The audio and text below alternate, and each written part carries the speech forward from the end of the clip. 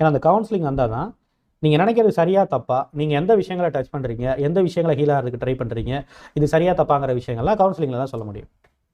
Okay, அதுக்கு online counselling இருக்குது. எங்கே வேணாலும் இருந்து நீங்கள் வந்து you can try for the online counselling.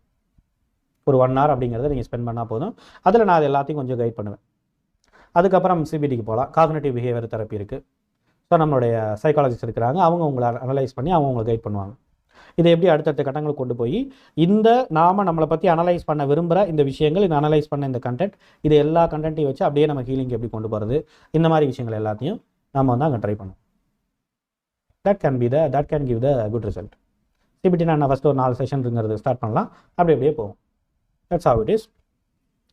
அடுத்து நாம் செய்யக்கூடிய விஷயங்கள் சரியா தப்பா, ஆப்போசிட்டில் வந்து இருக்கிறவங்க இதே மாதிரி நம்மளை மாதிரியே சர்வை பண்ணிகிட்டு இருக்கக்கூடிய, நம்மளை மாதிரியே வந்து த்ரைவ் ஆகிற மேலே வரக்கூடிய ஒரு சர்வைவர் அவங்களாம் எப்படி